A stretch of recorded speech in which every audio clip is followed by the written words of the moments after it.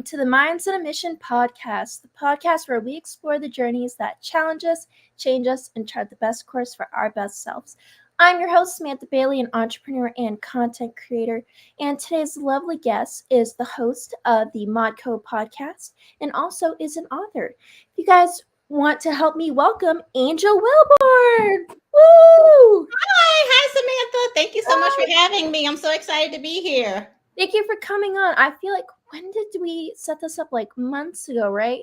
It was so long ago, Samantha. Yeah. I couldn't even can tell you. It's been a long time in the making. Well, I'm glad you were still able to be available to come on with me because I've had a little bit of cancellation stuff's going on in the world, which I totally get. And I'm just ready to be back on here and chatting with people. So thank you. Yes, you're welcome. And thank you so much for your patience and your flexibility, because I think we're actually supposed to record this at like the end of last year and something came up. So I just really appreciate you extending that grace to me and allowing me to still be here on your platform. Yeah, of course. Like I said, things happen. I totally get it. And I've had my fair share. I had a bit of a time where I kind of was going through personal stuff and I had to reschedule with some people. So thankful, I'm like, people giving me grace, I want to give it as well. So just happy to be here. Oh, yes. So you are a host of your own podcast. Could you tell us a little bit about that? Yes, so it is called the Modco Podcast. It is almost 2 years old. It'll be 2 in April. So super exciting. Thank you. I appreciate it. I want to quit it almost every time I get ready to mostly when I get ready to edit. Editing is zero fun, but it is I originally started it to talk about the realness of organization and entrepreneurship. And over the 2 years, it's come to be so much more. We talk about like life in general. People share like their stories about their entrepreneurial journey, organization journey, like life, just all kind of different things. So it's really great and I enjoy it. I love that. Sounds like we kind of have similar podcasts. I mean, the original starting point seems a little different, but things that we talk about seems very similar. Yes, it does. That's awesome. That is awesome.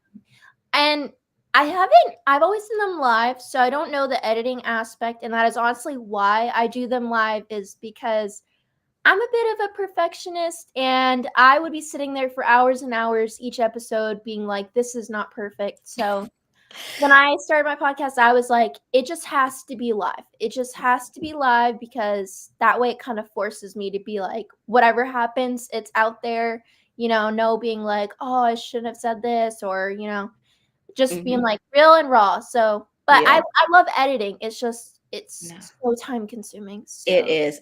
I finally learned. So when I did like my first few episodes, I didn't really know a lot about the back end of podcasting. I had listened to podcasts, of course, but I knew nothing about how the back end of it works.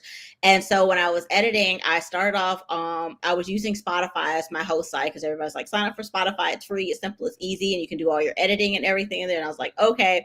And so I was doing my editing in there and I was being like you, I'm a bit of a perfectionist. So I was being so like technical and specific that it was taking me like 2 hours to edit because I was trying to cut out every little and every little pause, because that's what you hear on, the really, really professional podcasts that have teams of people for production and all of that. And I was like, I can't have this in there. And maybe about 2 or 3 months after I was doing my podcast, I had someone, or maybe a little longer, I can't quite remember, but I had a guest on my show and she's actually a podcast strategist. And just as a favor, she did a one-on-one strategy session with me. And she told me, she's like, when you're going to edit, don't try to edit out all the ums or all the pauses or all the ands. She said, because that's how you talk. And when you go to guest on someone else's podcast, or either if you ever decide to do speaking engagements or anything like that, and you get up there and you're saying or you're pausing or you're saying and, people are going to be disappointed because that's not what they're expecting. They're expecting you to be polished like you are on your podcast. And I was like, oh, that makes so much more sense. And so that helped me out a lot to like relax with that. And then when I switched over to my editing services, sometimes I do have an editor that I outsource to, but most of the time I do it myself. but now it has the transcript on it, which makes it so much easier. And then when I'm recording, I can remember if there's like something that I needed to cut out, like if I have like a long pause because I was trying to gather my thoughts or something, I can just go in there and cut it out. It makes it so much easier. Right. Yeah, I get that. And that is definitely useful to have that session to kind of learn more about Mm-hmm. that. I feel like for a little bit I was doing clips. I want to get back to them, but again, editing. It's like I like the creativity of it. I've Mm-hmm. always loved that aspect, and like especially for a little while, it's kind of like making just random YouTube videos like clean my apartment with me, or and those Oh, are yeah. fun because it's like I feel like they're I don't know. I'm not as perfectionist with them. Like obviously, I'm very like I want it put together in a certain way, but kind of the style of content versus being on the podcast, kind of to me, I'm like it needs to be more like perfect, which is why I'm just like I can't edit it because. But yeah, with the clips, I very much was the same thing where I noticed if I tried to cut out the ums, it was like very jumpy because you Yep. say ums a lot. You And do. it's like I try to think about what I'm saying, like go a little slower because I notice when I get super like I have bad anxiety, that's when I say ums a lot. So Gotcha. when the live doing it live, I try to be like slow down because sometimes I get too amped up and that's when I'm kind of tripping over my words a lot. But like yeah, with the clips, it's like it kind of just would seem weird if I were to cut out every because Right. you'd be like, Yep. and it would just be Mm-hmm. cut it. So Yep. And sometimes that's you just have how. to leave it. Like, Yeah, you do. Like that's how like my first like several episodes sounded because I was trying to cut out like every and it was like really choppy and I was like this doesn't sound very great. But you honestly you don't realize how much you use the words and like and so until you mhm. start recording a podcast. I know one day my mom called me and she said, how many times did you plan on saying the word and in that episode? She said every other word was like and. I was like, was it really? I said, I didn't even like really realize it. I said, but oh, and so now I'm more conscious of it, like when I'm editing, and I'm like, oh, okay, yeah, I did say and way Yeah. too much. And it wasn't even necessary in the statement that I used it in. So I get it. And the good thing with like editing, so I don't notice it because obviously I don't really edit, but I send voice memos a lot. Like I'm Mhm. a lot of times I'm just like I don't have the energy to type what I need to say. I'm just gonna send a voice memo. And so it would be similar, like editing, where like I would listen to it, even though I don't like listening to my own voice. I'm like, and I know a lot of people probably agree with that. It's like, Mhm. uh, kind of makes me cringe. I'm like, why do I sound like that? But I force myself to do it. Everything, like every audio I send, or if I send like my friend a video of me talking, I force myself to listen to it. So I kind of notice those patterns. My issue is the word like. I say like a lot and I told myself, I'm like, I need to learn more words to fill that because I'll listen back to it and I'll be like, and like, yeah, and too. I'll be saying and I'm like, Yep. ah, I'm like, I need another word, but it It just, just happens. It just flows so naturally. I think mine is so. When I listen back to my podcast, I'm usually saying so a lot. And I'm just like, why am I saying that so much? See, there it goes again. It happens. It comes so naturally that you're not even thinking about it. right. So with your podcast, um, what were kind of things you'd notice since we're kind of talking about that kind of growing from starting podcasts? What are things you notice that like you started out with kind of patterns and that you've kind of grown out of? Like for example, mine was I really had a hard time with kind of having a flow. I had to set up questions to ask because I was so nervous. I was like, I don't think I'm going to be able to come up with questions on the spot. So when you'd watch like my very first episodes, it was I was reading off and it just kind of felt a little bit like robot like cuz it's Mm, kind of a forced conversation versus a right. flow. So, kind of things like that where you're like these are things that I noticed that I did in the beginning that I've grown out of, and kind of how, maybe if you could talk about how you grew out of it. So, one thing that I will say that I definitely grew out of was when I originally started my podcast, I was planning on it being a solo podcast. I was going to do guests every now and then, but it wasn't going to be all the time that I had guests on my show. And I did pretty well with that. For I started it in April, so I would say probably until like maybe around August or something like that, I did pretty good with just having myself on there. And then I somehow connected with someone else. I can't remember how I don't even think I was in a podcast group. I don't know where it was, but I ended up connecting with someone or I think I was just putting out there that I had a podcast in like a group that I was in. And another lady connected with me. She's like, "Oh, she's like, I have a podcast too. I'd love to do like a swap." And I was like, "Oh, I mean, sure, okay." And I did that, and I was like, well, having a guest isn't so bad maybe every now and then, because it helps you to keep things fresh, to keep things new.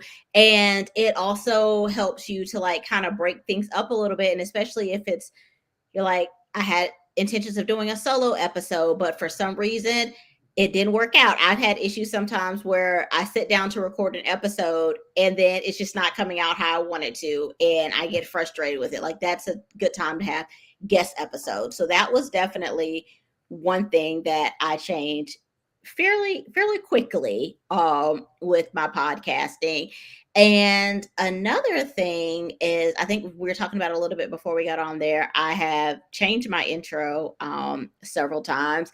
I've also gotten more systemized with it, because at first when I started deciding to do guests, and I didn't really have a system for it, because I didn't think that I was going to get as many people as I ended up getting. I posted it in one of the groups that the lady had invited me to, one or two of the groups that the lady invited me to, about find a guest or need a guest. And I just had like this basic application, and all these people responded. I was like, oh my gosh, how am I going to like keep up with all of this, and how am I going to keep up with the editing of it, and did I do the promos for it, and did I do this for it? So I implemented a checklist for myself, and I not only did that with my guest episodes. At first it was just for my guest episodes, but then I realized with my solo episodes as well, I was like, well, did I create the promo for this? Did I already do this? So I had gave myself a checklist for my solo episodes as well. And that's been really helpful for me to have that checklist. I've created like templates for my emails so that I'm sending out just the same emails. And I'm always like, well, what did I say the last time? Because that sounded really good, but I don't remember what it was. That's been helpful as well. I love that. I'm just gonna like shoot out my thoughts, because I've always talked about this. I have such squirrel brain. I definitely have ADHD. I'm bad. I refuse to go to the doctors to get diagnosed. But I'm like, yeah, squirrel brain. So that's why sometimes it's hard for me to like put it in the order of like things were talked about. I just kind of have to think about, Right, yeah. But yeah, so I definitely think the intro thing, yeah, I had such an issue with, I thought I'm going to make a customized intro for every episode. Like, it was the same formatting, but having to change certain things. And I had some issues where I played the wrong one for a couple episodes. It was either wrong intro or outro, because I like made it customized for both. Mm-hmm. And after a while, I was like, okay, I don't know why I decided that was gonna be a thing, and I made it generic, and that's been good. I'm like, right. Eliminated that issue. But that was the thing where I was like, because my thing is, when I'm like really into something, I make things overcomplicated, and I'm like, I'm gonna do this and this, and it's like, and I'm like, whoa, you've got way too much on your plate. Like, no. Yep. As for like the checklist thing, I had a checklist when I made the podcast, like, oh, these are all the things I need to do before starting the podcast. But then kind of with the management, which I feel like a lot of people don't really talk about the back end of having your own podcast. It can be super stressful. It comes with a lot of reward. Like, I love connecting with people, but I definitely at times like would feel so overwhelmed because I'm like, I should be hiring someone else to manage this. It would make it a lot easier. But where I'm at, it's like I'm kind of like I feel like I need to take that on until I could get to a point, where monetizing it that I could be Right. able to hire someone else. So it can be a lot like having to book guests and reach out to guests and make sure your information's updated and make sure you've uploaded the episodes and post on all the different platforms. And you know what I mean, it's like the marketing aspect, which is like I have no experience in marketing or running a podcast or anything. It's like it hasn't stopped me. I will continue, and I'm working towards figuring out starting my own business, which I don't think is going to be related to the podcast, but I do at some point want to have my own course, kind of a thing I've thought about. Okay. Um, but it's like I know that I can figure it out. It's just definitely a lot when you're like, I've never done this before. How do you start a podcast? How do you start a business? Like, and then kind of working through certain mindset things too, because that kind of plays a part as well. So Definitely. And it's, like I love organization and like organization is my thing. But mm-hmm. when you've never done something before, you don't know how to organize it. And so, like you just said, like I said, when I first started off, I love organization. I can organize stuff, but if it's something you've never done before, you can't organize it because you don't know what needs to be organized. And at first it's basically just trial and error Mm-hmm. until you kind of get your footing in for it. And then also it's learning from other people. Like I got the idea to do like the email templates. I send out an email now, and this is actually something that I just started doing like maybe a couple of months ago. After I have a guest on my show, I'll send them an email out and it says, like, I think the subject line is like, what's next? And so it'll say, hey, thanks, something along the lines like, hey, thanks so much for being a guest on the show today. Here's what's next. And then it asks them to like send over their headshots and any links that they have. And if they have a freebie that they want to offer, I have like a guest survey on there and just like some other little next steps. And I honestly just started doing that maybe in November or December of last year because I was a guest on someone's podcast and they sent me an email afterwards and it said next steps. And I was like, I emailed back. I was like, hey, I'm stealing this. Like, thank you for the idea.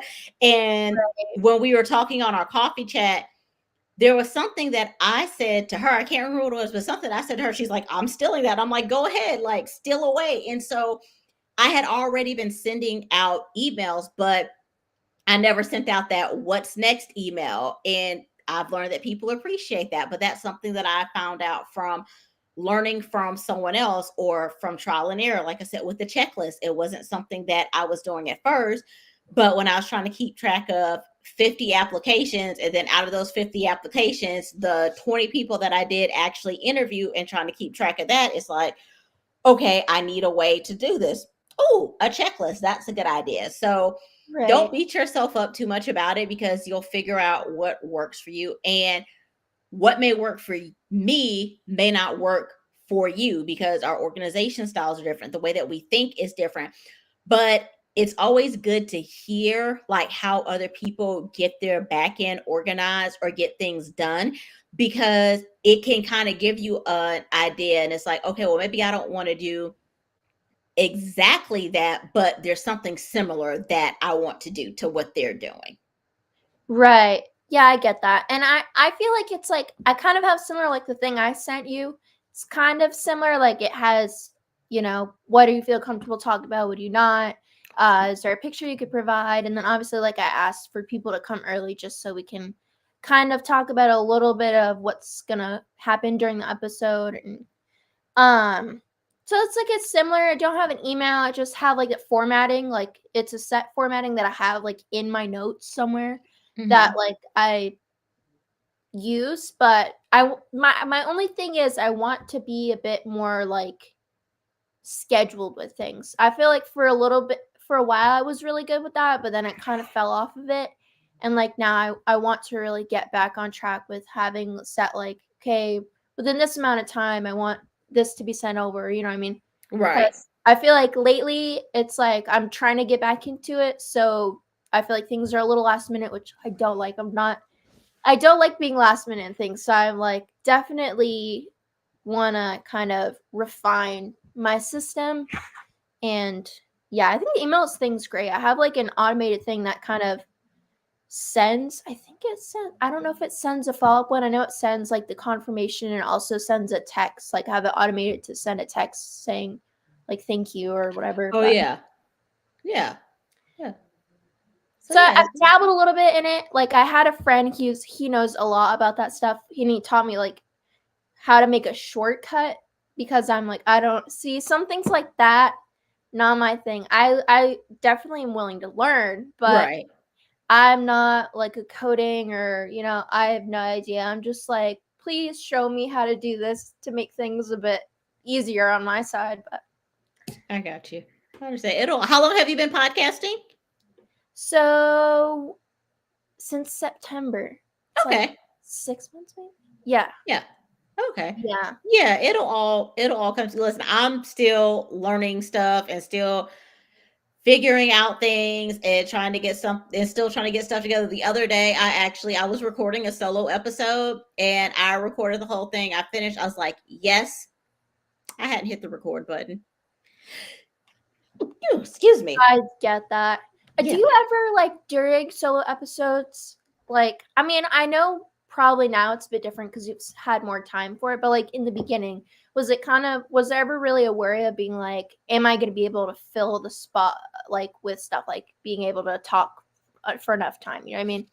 Yes, it was. So when I first started, I was planning on I thought my solo episodes would be about like 20 to 30 minutes. And I remember I recorded my first episode and it was 10 minutes. And I was like, is this it?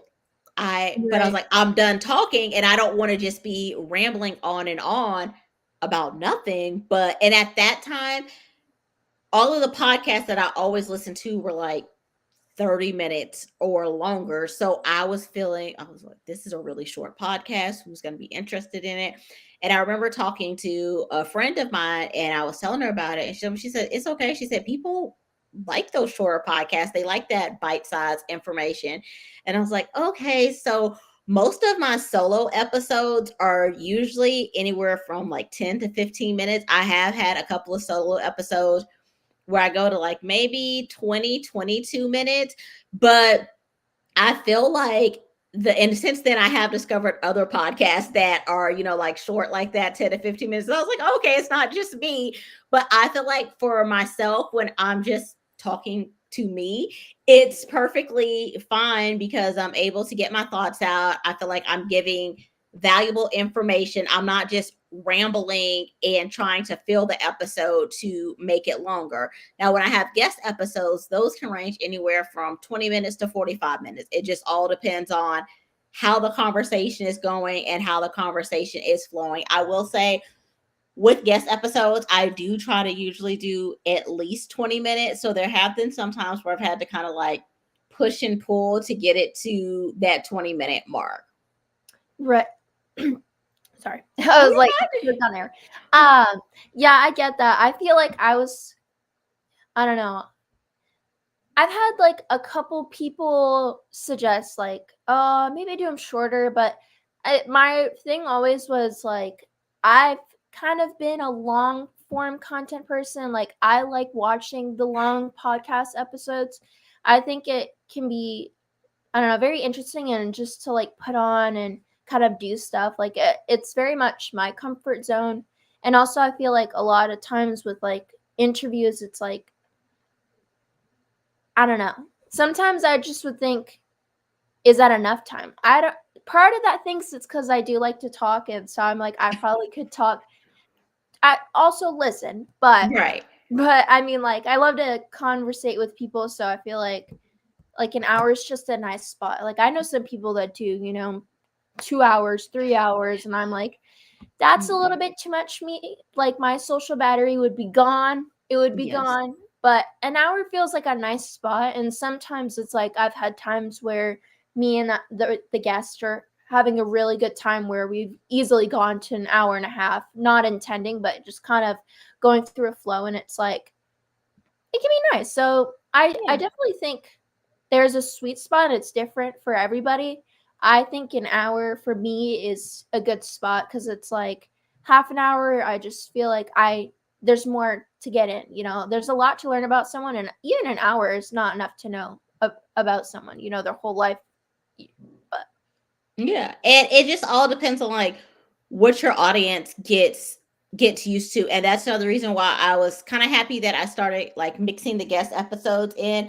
I actually got to a point where I was doing more guest episodes than regular episodes. So now my audience, they'll know to expect a show that's anywhere between 10 to 45 minutes long, and I definitely try to keep it at that 45-minute mark. I think maybe one time I went over and we hit almost an hour, but I did it as a bonus episode instead of a regular episode. I know it'd be a little bit harder for you since you're live, but I've also done it where I split episodes in half before, and I would especially do this a lot. Well, I guess this more so wasn't splitting in half, but so I used to do 2 episodes per week, and one episode was about organization and the other episode was about entrepreneurship. The organization came out on Sunday, the entrepreneurship came out on Wednesday, and some people that I would interview, they're like, "Oh, I can talk about organization and entrepreneurship." So I would record with them all in one session. We would record both interviews in one session, but I'd split it into 2 episodes so that it wouldn't be like super overwhelming, and also because it was supposed to be, organization, entrepreneurship. But once I stopped doing the 2 episodes, if there's one that we're kind of getting long, or I feel like it can be a 2-part, we'll record the whole thing and then I'll split it. Right. I get that. I do 2 episodes a week. And it was kind of initially I wasn't planning that, but similar to you, I had an experience where it was like when I first started and was booking out people, I got like 14 people lined up, which to me even then, like, I was like, wow, that feels like a lot of people. And then it's funny, I don't know if you're kind of into stuff like this, but I think it was called like the Lionsgate portal something. Is like, I have to look it up, but it's kind of like a spiritual day where it's like for manifesting and stuff, which it wasn't intentional, but it happened to be on that day. It's like I forget what it is. 8, I don't know. Yeah, it's like a numbers thing. Oh, okay, I got you. Like 8, and it was because I don't even know how it added up. Is it like one of the things where it's like, well, no, that wouldn't make sense because last year was 2024. I was gonna say, is it one of the things where the dates like the same forward and backwards, but then that wouldn't make sense if we were in 2024. So, oh, sorry, I'm just gonna look it up. Lionsgate portal, but it ended up being, because 2024, 2 plus 2 plus 4 is 8, and then it was August 8th. Okay, got you. It was on August 8th, 2024, and I had just started like trying to get some guests because I spent all of August like building up my podcast, working on the behind the scenes, and then kind of starting to book out people. It was unintentional. I knew it was Lionsgate like a week before, but I wasn't like, oh, on this day I'm going to. It just happened to be I was at work on break, and I posted in a group, and blew up like 200 comments of just people, and I think you're one of them, right? You were I think I was one of them. Yep. Yeah, where there's so many comments, and I was like, wow, how am I going to be able to, like, 1 episode a week? I feel like that would have just dragged out so long for all the guests that I were having to come on. Mm-hmm. So that's why I was like, well, then I'm going to do 2 episodes a week because it fits more people in a month. Right. So that's how that happened. It wasn't like on purpose. It just, I was like, okay. And I felt like Mondays and Fridays, Mondays I usually don't work. Both jobs, because I worked at the daycare then, but now I work at credit union. Okay. I usually have Mondays off at both jobs I did. So that's kind of why I can do a little earlier on Mondays, and then Fridays I work until 7, so that's 8 to 9. Gives me time after work for a little bit. Right. But that's how that happened. But Okay. yeah, I'm not like crazy. My friend, she loves numbers. Like she's very much kind of spiritual, like, oh, these times, or but I just think I'm like, it's pretty crazy though. I'm like that on that day. Yeah. Happened. Yes. Divine intervention. Yes. Yep. That's what it Totally was. agree. So I'm like, I believe in that. I'm not like, I think the numbers thing is cool, but I'm not. I feel like it's too much to learn. There's too many things, too many days, and I'm just like, I don't know. But Yeah, I was somewhere one day I was ordering like a bagel or something like that, and they was like, "What's your name for the order?" And I said Angel, and I may be getting this completely wrong. I don't know. And she's like, "Oh my gosh!" She was like, "Your name is Angel," and I think it was like 11:22 a.m. or something like that. She's like, "How cool is that?" And I'm like, "Cool." And so after I like walked away, I'm like on my phone googling. I'm like, "What does 11:22 mean?" I'm like yeah, looking it up to see what I'm pretty sure it was 11:22. I think it was. Now I will say that I'll like Google if like I was having times. I'll go through periods of my life where every night I'm waking up at the same time, and each like time I go through like this period of like waking up at the same time, it's never like the same time. So like one time I remember I was waking up every night at 1:44 a.m. So after finding like a week, I like looked that up and I was like, okay, what does this time mean? Another time I was waking up at like 2 something and I was like, okay, what do these numbers mean? So I'll do that, or I'll look it up that or sometimes I'll, if I keep seeing a number over and over again in my dreams, because I usually remember my dreams like really well. So if I keep seeing a number over and over in my dream, I'll look that number up too. I still don't completely get it because as my husband, I'm sure there's like actual books that you can go and like look right. and read and research. But as my husband always says, he's like, Google's going to tell you anything that you really want to know. And I'm like, this is true. This is That true. is true. True. Yeah. I'm like, That this is is very very true. true. Yeah. He's like, if you want to be positive, it'll be positive. If you want to be negative, it'll be negative. I'm like, oh, yeah, that okay. Yeah. So yes, I don't really know what I'm looking up, but I will like look it up occasionally. I think part of it, like this is my thought. Like I wonder if part of it is like numbers keep occurring because like you're thinking about it. Like it's more, I don't know, like versus, I don't, if that makes sense. No, I get it because it's like how Where, they say like your internal like clock and stuff like that. So maybe it was just like yeah, you like how some people are like, oh, I can just get up at 5 a.m. every day. Like I don't need an alarm clock. My body just automatically knows to get up at 5 a.m. every single day. And so I even thought about that when I was like getting up at 1:44, and I was like, it's probably just because my body has to go to the bathroom, and this is the time that it's gotten used to it right, for this period of time. So it could be a number of things. right. Like for me, like it's kind of like a thing where my brother's dad, me and my brother have same mom, different dads, but Okay. like the my mom's always said the number 444 somehow ties with my brother's dad. I don't really know the story behind it, but like my mom sees the number all the time, and I see the number all the time. And like that's what I was saying. Like in my head, I wonder, like, am I seeing it because I'm thinking I'm gonna see it? Because I'm Right. like, oh, I always see that number, so I'm like, kind of feel like because I thought about it and I keep thinking about it, that's why I keep seeing it. Versus if Mhm. I weren't to think about it, I don't think I would really notice it. Like I'm like, how is it that I check my phone and it happens to be 444? Like it Right. always kind of weirds me out, but then I'm like, maybe it's because I'm expecting it because I'm like, oh, I'm gonna see it. Like I always see the number. So that's why I don't know if it's also like a subconscious thing. The more you think about it, the more you're gonna see it. See it. I don't know how that stuff works. I It don't know. kind of reminds me of the movie. Have you ever seen the movie Where the Heart Is? I don't think so. Okay, so it's a movie and it's based on a book, but it's about this lady and she's very superstitious about the number 5 because I think her mom it's been a while since I've seen it, so I'm gonna mess up like some of the details, but like her mom left her when she was like 5 years old. When she turned 15, like something happened. Her boyfriend like left her at Walmart, and their license plate like had a number. No, she went to go check out at Walmart. Her total came to like 555, and she's like, "Oh my gosh!" And she went out in the parking lot like her husband. I know her boyfriend had like left her in Walmart. Like something happened on her daughter's 5th birthday, so she had a thing with the number 5, and that just kind of makes me think of that.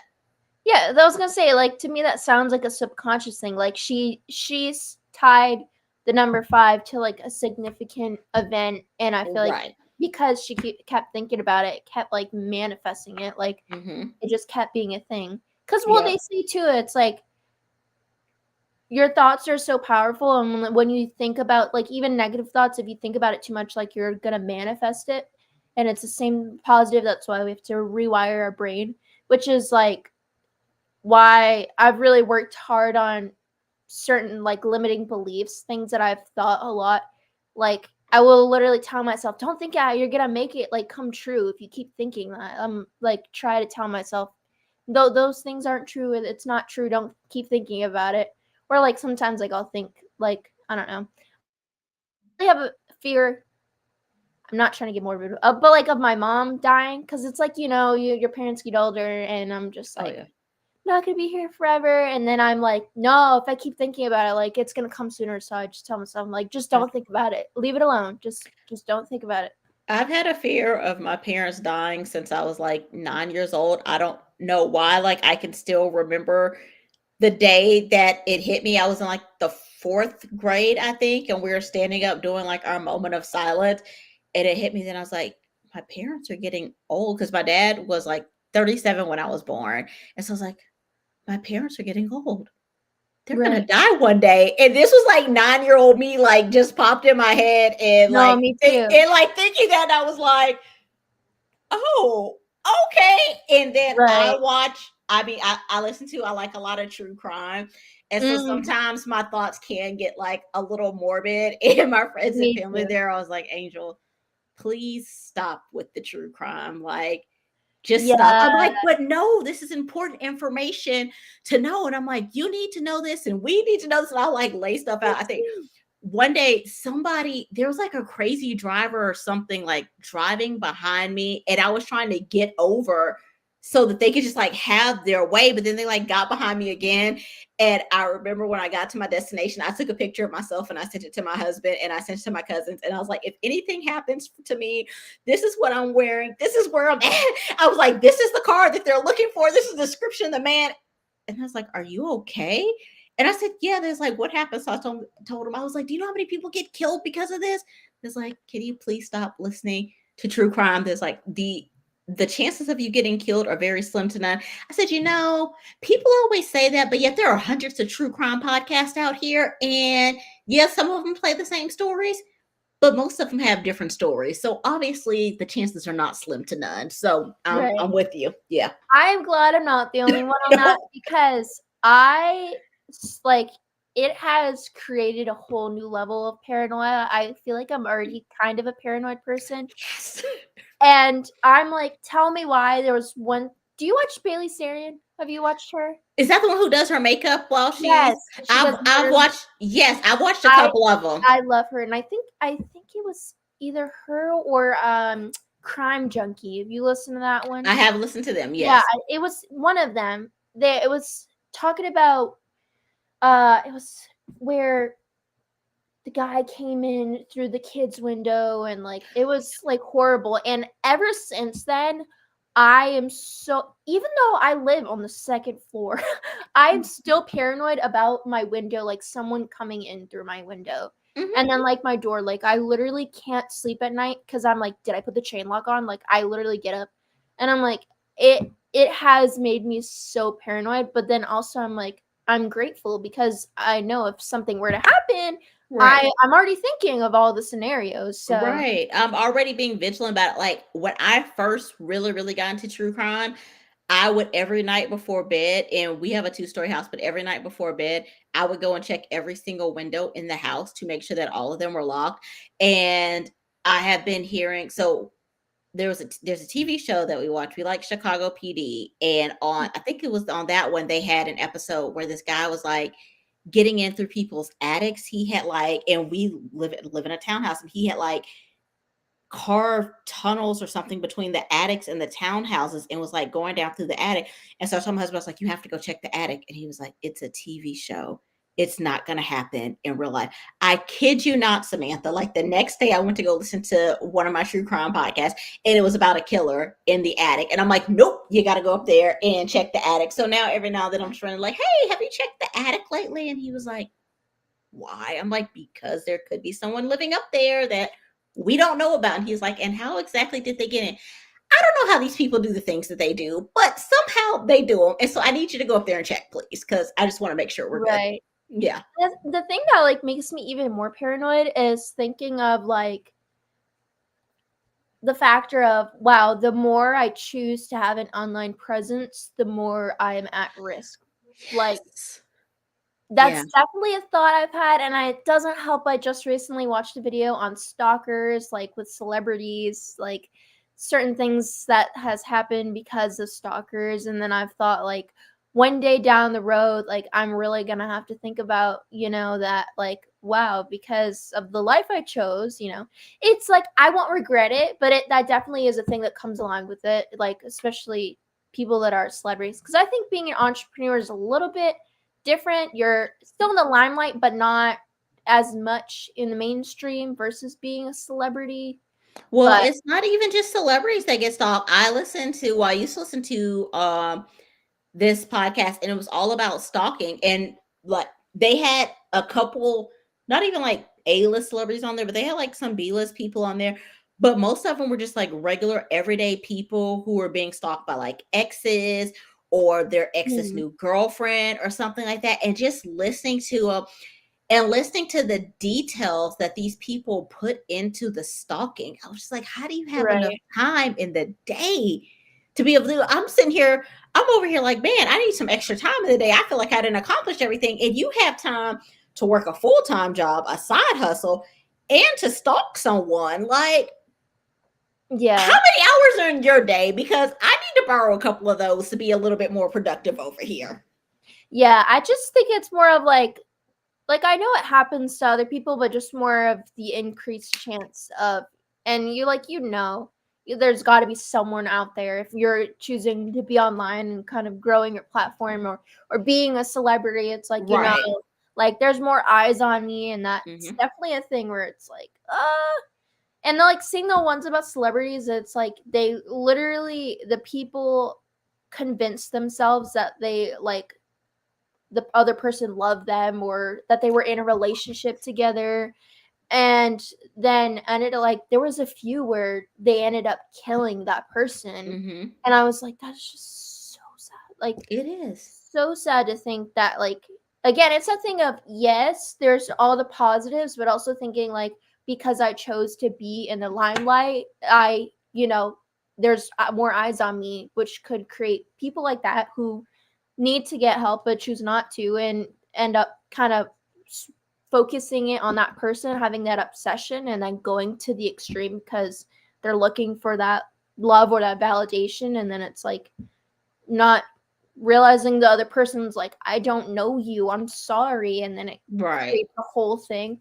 Oh, that stuff just stresses me out. It makes me so paranoid. I'm just like, oh. But I won't stop listening to true crime. I remember one time my therapist told me, she's like, maybe you should stop listening to true crime. I said, well, what else am I supposed to do with my day if I don't listen to true crime? I'm like, I don't understand if I don't listen to it. She was like, maybe scale back to one show a week. I was like, no, that doesn't really work for me either. I'm sorry, I can't.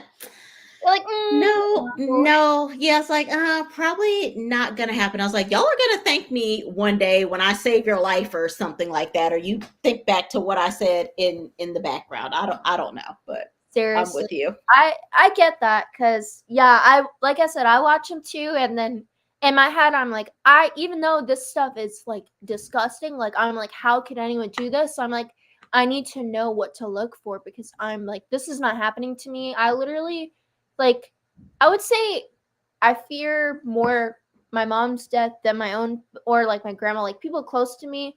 But, like, I definitely have certain situations like elevators. I'm sorry. I don't like elevators. I don't like I elevators. literally pray every single time because I have to use them at work. Mm-hmm. And I pray every single time I get on it. I'm like, God, do not let this be the last of me. I cannot die on this elevator, please. I don't like elevators. I don't like people walking behind me. Like I will, if there's somebody that's walking behind me and they're walking behind me for like too many paces, I will literally like stop walking and let them all go around me. I'm like very vigilant as well. I remember a couple of weeks ago we were in a store and there was this guy. He was in the store by himself. It's me, my son, and my husband. But it just seemed like every hour we were on, he would be on, and every time we'd leave the aisle, he'd leave the aisle.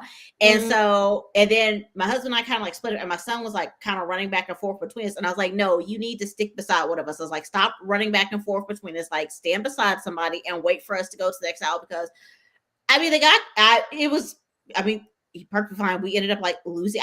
He ended up like leaving the store or whatever. But still, it was just weird that every hour we were on, he would come on it as soon as we came on and leave off of it as soon as we left off. And I was like, I don't like the feel of this. Like this doesn't feel right. Right. So I was like, no. Mm-mm, Do you ever get mm-mm. like super paranoid about like stuff that like after something happens? Like, for example, I literally just had this thought.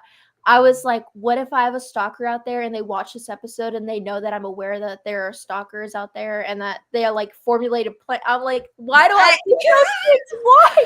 Listen, I will come up with the whole scenario in my head and then be like, that wasn't even necessary. Why did I just Yeah. visualize this whole entire scenario in my head? I remember another time this guy, I was driving and I'm going the speed limit. I was probably going like a little bit above the speed limit. And he's like riding my butt. And finally he like zooms around me and he gets over and he like flips me off.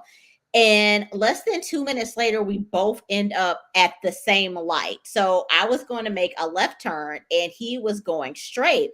But we're both waiting for the light to turn green. So I remember I honked my horn and he looked over at me and I waved like, hey, like, look, we're both here at the same light. You zoom by me for no reason. So my light turns green, the green arrow for me to go. And so I make the left turn. He cut in front of, like, he was going straight. I was making left turn. He cut in front of the person behind me and follows me. And he's like literally like riding my bumper, like riding my tail. And I was like, today's the day I'm going to die. I was like, I am going to die in this road rage incident here, all because I was trying to be snarky and be smart. I was like, this is the end of me. And so I remember like calling my husband and telling him what's going on. He's like, are you okay? I was like, yeah, I think so. So I got over. I was like, I'm not playing this game with this guy. So I remember I got over into the next lane. He got over into the next lane too and was like riding my bumper. And my husband was like, is he still behind you? And I'm like, yes. I'm like, he's still behind me. He's like, is there somewhere that you can pull over? I was like, no, not right now. I said, because I'm in the left lane right now and there's cars like going by in the right lane. I was like, there's no way that I can pull over. If I make a left turn, it's going to be very obvious as to like what I'm doing. And so then the guy like zoomed back. I think he ended up getting over again, but he was still driving like super slow. So I remember like getting a picture of his license plate and sending it to my husband. And then finally, when I was able to get back over, I got over again and I did like make a right turn into a shopping center parking lot and just kind of like circled around the parking lot a little bit. But for the rest of that day, I was terrified every time I saw a white pickup truck. And then I remember also when I got to work, I had like a sticker on my windshield. And I remember scraping the sticker off my windshield because I was like, this is way too identifying on my car. I was like, my car, the color of my car that has like, okay, a lot of people have this color, this make, this model, this color, that's fine. But not everybody has the sticker on the back. So I got to work and I scraped the sticker off the back of my car. But yeah, I was paranoid for several days after that because in my mind, I said, well, this is somebody that's on my route to work because we are coming from the same way. So this person's obviously on my route. I'm probably passing them every single day. So yeah. Right. That is scary. Yeah. Yeah. My boyfriend had a similar situation and I wasn't with him and I was like, yeah, that's it's like I don't and I also think like what are these people on that like drives them to be like, I'm going to follow you. Like, I'm so angry that I'm going to follow you for like multiple roads. It's like, yes. cut I'm it like, out. you went right. I'm like, you went out of your way. I mean, granted, he could have took another way, but you were going straight. I wasn't making a left turn, so you went out of your way to follow behind me for like 3 or 4 miles, and even depending on where he was going, he made his way a lot longer because he was gonna have to loop back around. So yeah, that was a very I'm scary sorry I moment. had to deal with that. That is not fun. Yeah. So now I'm very nice to people in traffic. If You're somebody's like, like, I'm not gonna yeah, flip you off. I'm not I'm gonna not. go. Nope. If someone is riding my tail, as soon as I am able to get over, I will politely get myself over and let them go. And Right. nope, not lesson learned. Yeah, I'm my boyfriend's the driver. I'm definitely a little bit of like an angry passenger sometimes. Like I will, and I'm like, you would think I'm the one driving by how I act, but sometimes it's like I don't even know. Like it's a whole situation. I have my permit, but I don't have my license. And I I'm like, how do I still drive better than some of these people that have their licenses? I don't know.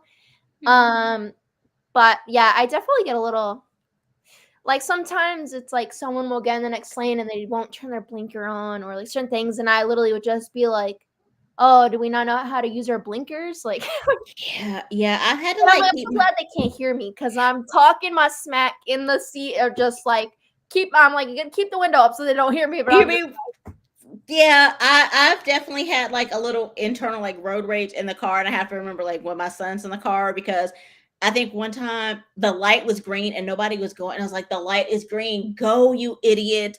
And so then when we got to the next light, he was like, "Oh, these idiots won't go when the light's green." I was like, "No, we don't say that. We yeah, he's like, but green means go. I was like, it does. You are absolutely correct in that. Green means go. Well, we're just gonna sit here patiently and wait for them to go. Maybe something's wrong with their car and they couldn't go right now. I was like, crap, right. shouldn't I have don't said have that. any kids, so I like I said, They're I work at a sponges. daycare, so I'm like Yeah.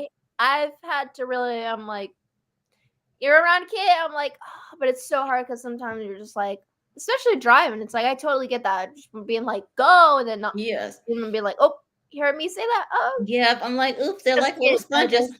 they parrot it back, and I'm like, It is like you're not listening to me any other time, but this time you happen to hear me. Thank yeah, I've thanks. seen like those compilations. It's bad that I think they're funny, but of kids like swearing, like, and it's just Mhm. I'm like, I don't promote it, but it's also like I've never claimed to be one to not swear. Like I definitely Yeah. have had a vocabulary that I'm like is yeah, but Yeah. that's kind of why I'm like, yeah, I'm gonna wait a while till I have kids because I got a little bit of a potty mouth, but Yeah, I still have a bit of a potty mouth at times. I'm really right. working on it. I've gotten better with bringing and coming up with like substitute words Mhm. for it. I try very very hard to. But at times it almost feels like natural. You know what I mean? Like you're just like you're not thinking about it, and then you're like, oh, whoops. Yeah, it'll slip out, and I'm like, oopsie, sorry. Yeah. Yep. So I'm like, I totally get that. We're if anyone said, "Oh, I've never swore in front of my kid," I'd be like, "You're lying. You're literally lying." Yeah. Yeah, my smart mouth got me in trouble with that too. I was at my son's soccer game, and this guy like told me to watch my mouth, and I was like, "Well, what did I say?" And he swore that I said shit, and I was like, "No, I didn't." And he was like, "Yes, you did." He was like, "There are kids around here." And I'm looking, and it was just his kids. Like all the other kids were on the field, and it was his kids, and they were like teenagers. And I'm like, "Dude, seriously." If I did say it, which I honestly know that I did not say it, and the people that was with me, they're like, "You didn't say that." So I don't know if someone else said it, and he just thought it was me. But the people with me were like, "You didn't say that." But I'm like, even if I did say that, there are only adults around here. And I mean, yeah, your kids are over here, but they're teenagers. Like they look to be about one was probably like 13, and the other one looked to be about 16 or 17. Pretty sure that's not the worst that they've heard nor said, but okay. Right. Yeah. Yeah. Some people, I don't know. It's like I feel if I had kids and if I that was my thought, like, oh, I don't want my kids to swear or anything or be around. I'm just like, well, then don't take them out in public because I'm sorry. Freedom of Right? speech, Like, and also like it's not someone's not there to protect what they say in front of your kids. Like they're not there to speak to your kids. So I don't. right. Like, am I gonna go on a whole, cussing spree in front of kids? Right. Absolutely not. Because one, that's just rude and disrespectful. I'm not gonna do that in front of anyone. But have we all let a cuss word slip out in front of a kid? I'm sure that we have. And like you said, you're in public. So I'm pretty sure this isn't the first time in a public place that they've heard this. Like, do you not Right. take them to professional games? Like any kind of I was just like, "Oh, okay. If it Okay, was good." me, like say like obviously you said you didn't, but say you said it, like if I was the person, I would either ignore it or I would be like, "Hey, I'm sure you didn't mean to say it, but like if you don't mind, maybe you know what I mean." Like I wouldn't just kind of be snarky about it because I'm also like, if someone did say like it's not on purpose, not thinking I'm gonna swear in front of a bunch of kids, like Right. happens. Yeah, it's like no, obviously I was at a kid soccer game, like, so Right. I'm gonna definitely make sure that, I'm being appropriate. So that's what I was like, yeah, I'm willing to bet money that I did not say that, sir. Like, I never understand like why certain people like I don't know. Like I've had a couple of interactions cuz I'm still kind of like getting used to my job. I've been there for 6 months, same amount of time as podcast. And okay. like I've had a couple interactions where it was like not a good situation and the person was just like screaming at me, and like after that like I thought like it doesn't matter how many things went wrong in my day, I would never treat someone like that, Mhm. never, never. And it like always fathoms me because I'm like, what like drives these people to just literally freak out on others who have nothing to do with why you're angry? Like I don't, Yeah. doesn't make sense to me. I used to work in customer service, and they used to always tell us, like, they're not mad at you, they're mad at the company, and you're just the person who they happen to get on the phone. Well, don't take Mm. your anger out on me. Don't. And I worked in collections, so you're mad at me because you're behind on your bills. How is that my fault? Right. How is it my fault that you did not make your mortgage? I worked in collections for a mortgage company and for a car company. So how is it my fault that you didn't pay your mortgage or make your car payment? Why are you yelling and screaming at me right now? No, thank you. No, thank you. Yeah, that's definitely something I'm trying to work on because, like I said, I want to have. That's one of my goals this year is have my own business, and I'm trying to like work on handling conflict because I don't know when stuff happens like that, my anxiety goes through the roof. I feel like also there's some days where I wake up and I'm just annoyed, and I feel like if he caught me on that day, it would have been different. I probably would have been like, "Who are you yelling at?" But it was on a good day, which like I have been diagnosed with bipolar, so like I well technically mood swing disorder because yeah, but So that's you did go to the doctor because earlier you said that you don't like to go to the doctor and that you self-diagnosed yourself. So you have gone to the doctor.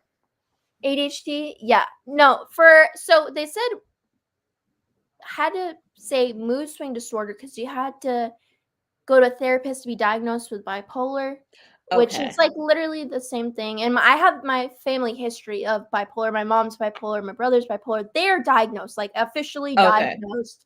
I couldn't really afford therapy, and I lived with my dad and my stepmom for a while, and they never took me to therapy. So Okay. that's why I'm not officially diagnosed with that. And with ADHD, like I just again since then, because this was years ago, and I used to take medication for anxiety and depression and then mood swing disorder. But I didn't have greatest results with that, and I'm not a I don't nothing against medication.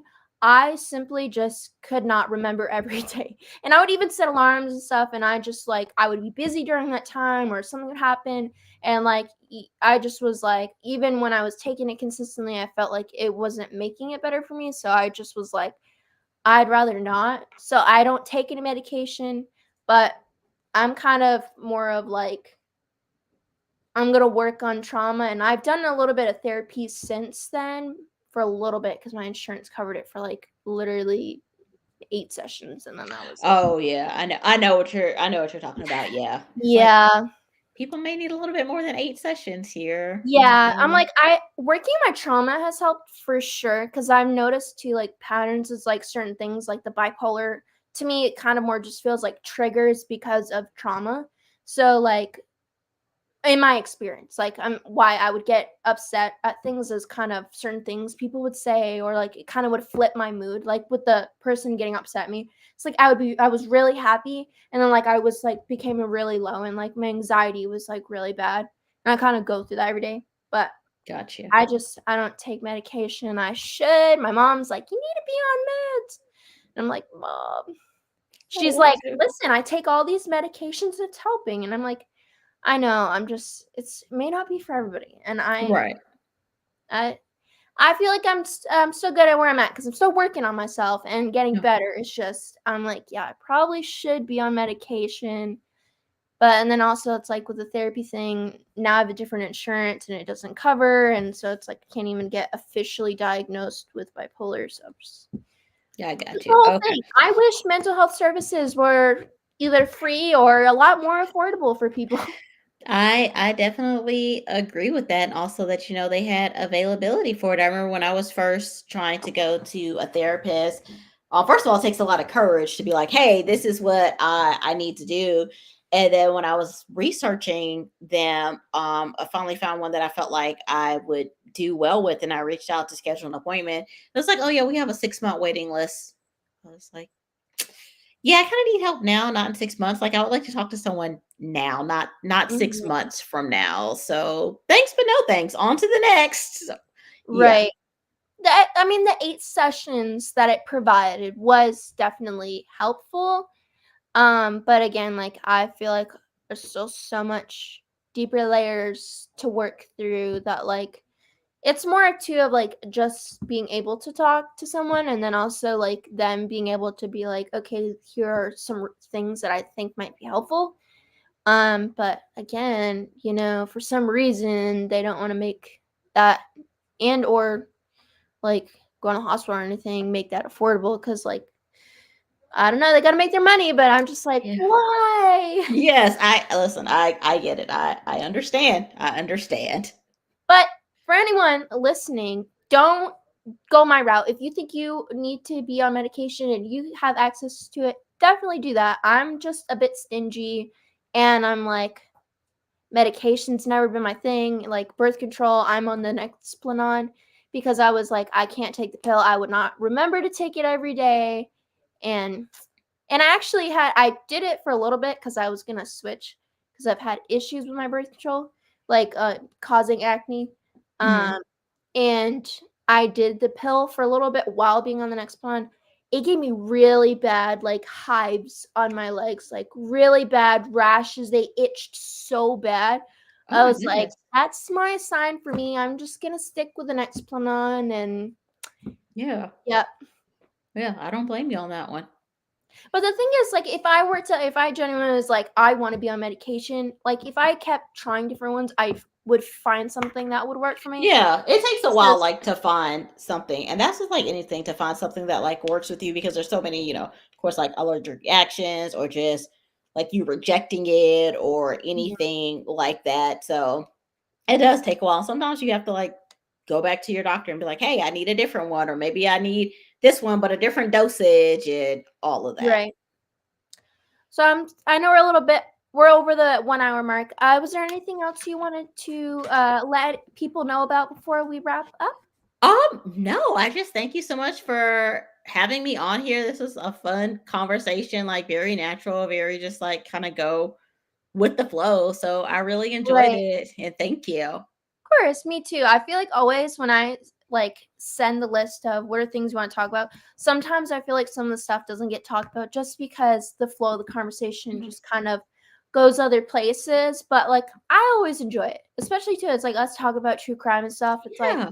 I love watching that. I watch Bailey Sarian all the time, and I definitely love listening to true crime podcasts. And it's like very cool to kind of yes, talk about entrepreneur stuff, but also talk about stuff that maybe people don't really talk about. Some people may not know that you're interested in true crime, or you know what I mean. So it was pretty cool. Yeah, no, it definitely was cool. I definitely enjoyed the conversation. I just enjoyed the flow of it. So thank you. Of course. Well, thank you for coming on, Angel. And I know we're a bit over the mark, so we just want to thank you guys for hanging out with us and getting to know a little bit more about Angel. And I hope you guys have a wonderful rest of your night. I don't have any other episodes this week. I've had a couple people have some stuff going on, but we should be set for Monday. So I will see you guys then. Thank you so much for coming on, Angel, and I hope you have a good night. You're welcome. Thank you. Bye, everyone. Bye.